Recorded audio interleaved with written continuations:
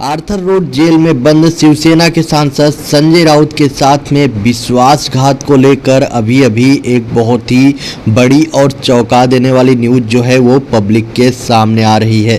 संजय राउत के बारे में आप सबको पता ही होगा, पिछले कुछ टाइम से लगातार संजय राउत की मुश्किलें जो है बढ़ती जा रही है। पिछले एक महीने से लगातार वो जो है जेल के अंदर बंद हैं। उनके द्वारा जमानत याचिका भी दाखिल की गई है, लेकिन उसके बावजूद भी आज तक उनको जो है जमानत नहीं मिली है और ना ही चांसेस है कि संजय राउत को जमानत मिल पाएगी। लगातार ऐसे दावे किए जा रहे हैं कि संजय राउत को आने वाले टाइम पे और भी ज़्यादा मुश्किलें आने वाली हैं। आखिरकार क्या अपडेट आ रही है, उनके साथ में क्या विश्वासघात हुआ, उस बात को लेकर हम चर्चा करेंगे। लेकिन उससे पहले आप लोग जितने भी लोग वीडियो को देख रहे हैं, वीडियो को लाइक ज़रूर कर दें। आप सब देख ही रहे होंगे संजय राउत जिनको एक महीने पहले ईडी की टीम के द्वारा गिरफ्तार किया गया था। पहले कुछ दिनों तक उनको कस्टडी में लिया गया। ईडी की टीम ने पूछताछ करने के बाद फाइनली इनको जो है जुडिशियल कस्टडी में भेज दिया। उसके बाद लगातार इनकी जुडिशियल कस्टडी एक के बाद एक दिन बढ़ाती गई और अभी जो है 19 सितंबर तक के लिए इनकी जुडिशियल कस्टडी को बढ़ा दिया गया है।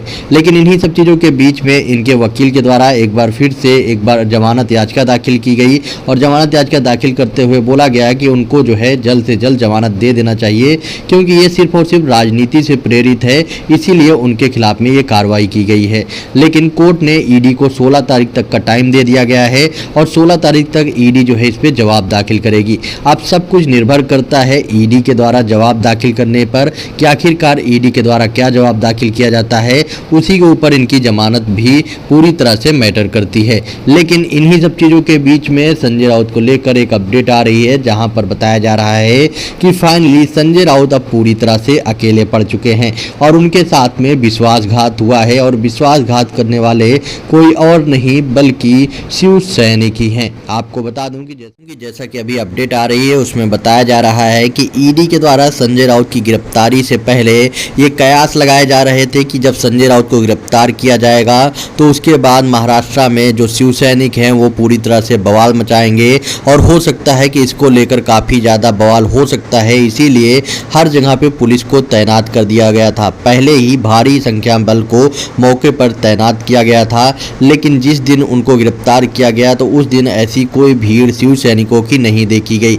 यही नहीं, उसके बाद जब तक ईडी की टीम द्वारा पूछताछ किया गया, पूछताछ करने के बाद जब उनको जेल के अंदर भेजा गया, तब भी कभी भी ऐसा भीड़ कभी देखने को नहीं मिला कि संजय राउत के समर्थन में काफ़ी ज़्यादा भीड़ उमड़ी हो या काफ़ी ज़्यादा शिव सैनिक उनके समर्थन में आए हुए हैं।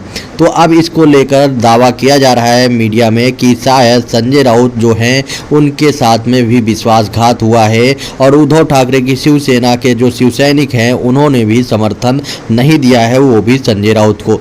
सबसे बड़ी बात कि यहाँ पर उद्धव ठाकरे और एकनाथ शिंदे गुट के द्वारा लगातार दोनों के द्वारा ये दावा किया जा रहा है कि असली शिवसेना वो हैं। लेकिन सबसे बड़ी बात कि अगर असली शिवसेना वो हैं तो उनके शिव सैनिक कहाँ पर हैं, क्योंकि जिनके साथ में शिव सैनिक हैं वही असली शिवसेना होगी। अगर उद्धव ठाकरे की पार्टी असली शिवसेना है तो आखिरकार उनकी पार्टी के कार्यकर्ता यानी शिव सैनिक शिवसेना के सांसद संजय राउत को समर्थन करते हुए क्यों नहीं दिखाई दिए। इसको लेकर मीडिया में सवाल उठाए जा रहे हैं। अब बताया जा रहा है कि संजय राउत की हालत काफ़ी ज़्यादा खराब है। आप 1 से 2 दिन पहले एक न्यूज़ सामने आई जहां पर बताया गया कि संजय राउत का ब्लड प्रेशर जो है काफ़ी ज़्यादा डाउन हो गया था, जिसकी वजह से उनकी हालत काफ़ी ज़्यादा ख़राब हो गई।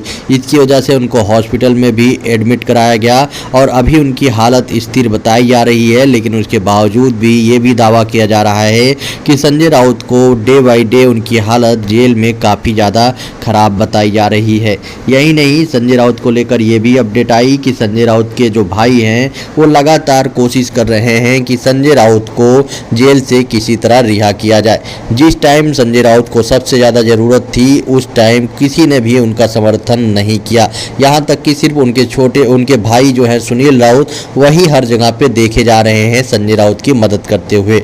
उसके अलावा जितने भी हैं वो उनको पूरी तरह से सपोर्ट करते हुए नहीं दिखाई दे रहे हैं।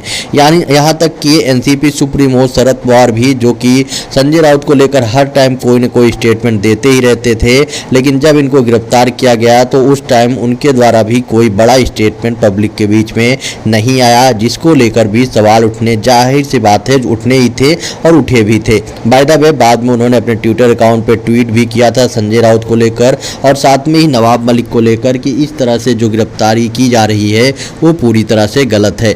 Bye the way NCP supremo Sharad Pawar अभी जो है पूरे के पूरे विपक्ष को इकट्ठा करने में जुटे हुए हैं और उनका मेन मकसद जो है 2024 का इलेक्शन है। लेकिन इधर जो है उद्धव ठाकरे की मुश्किलें काफ़ी ज़्यादा बढ़ रही हैं, उसके साथ में ही संजय राउत की भी।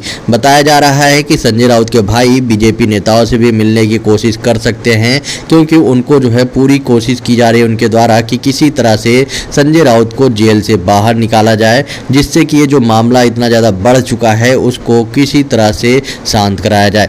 जो भी हो, अब आने वाले टाइम पे पता चलेगा कि इस मामले में और क्या क्या कार्रवाई की जाती है।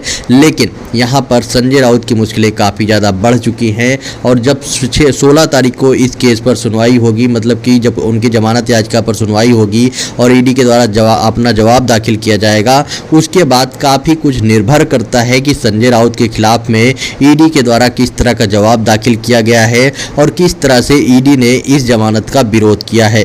By the way maximum chances है कि ईडी इनकी भी जमानत याचिका का जमकर विरोध करेगी। इसके पीछे का एक बहुत बड़ा रीजन है, ईडी जब से कार्रवाई कर रही है उसके बाद लगातार अनिल देशमुख, नवाब मलिक, इन सारे के सारे लोगों की जमानत याचिका का जमकर विरोध किया था। इसी वजह से आज तक इन दो के दोनों लोगों को जमानत नहीं मिल पाई है और यही मैक्सिमम चांसेस है कि वो संजय राउत के साथ में भी करेगी और साथ में ही सबूत, यहाँ पे जो सबसे बड़ी बात है सबूत, वो भी पेश करेगी। यहाँ तक ये भी बताया जा रहा है कि इस केस में जो लोग गवाह हैं उनका भी स्टेटमेंट दर्ज कराया गया है, वो भी ईडी के द्वारा। तो उनको भी अगर ज़रूरत पड़ी तो ईडी की टीम कोर्ट के सामने पेश कर सकती है, क्योंकि रिटन में उनका स्टेटमेंट दर्ज है और रिटन में कोर्ट के सामने वो स्टेटमेंट जारी भी किया गया है। लेकिन क्या अगर कोर्ट में ऐसा ज़रूरत पड़ी तो संजय राउत के खिलाफ में ईडी के द्वारा इन गवाहों को पेश किया जाएगा या नहीं, वो आने वाले टाइम पे ही पता चलेगा। लेकिन अगर ईडी यहाँ पे सख्त होकर कार्रवाई कर रही है तो संजय राउत को 99.9% चांसेस है कि जमानत नहीं मिलेगी। अब देखते हैं 16 तारीख को जब इस केस पे सुनवाई होगी उसके बाद क्या पता चलता है।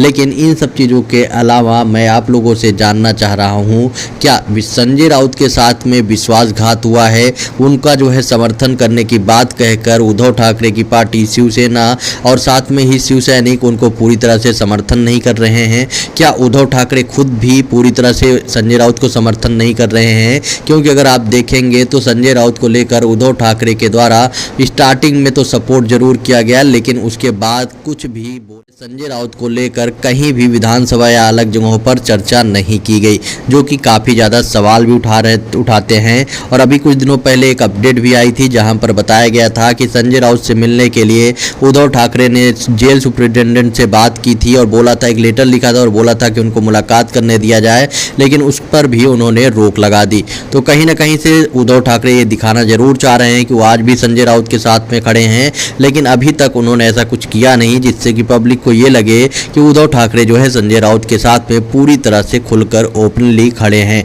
साथ में ही शिवसैनिक भी अभी तक पूरी तरह से संजय राउत को समर्थन दिखाते हुए नहीं दिखाई दिए हैं। आप सबका क्या ओपिनियन है इस पर? आप अपना ओपिनियन कमेंट बॉक्स में बताएं और वीडियो ज़्यादा से ज़्यादा शेयर करें।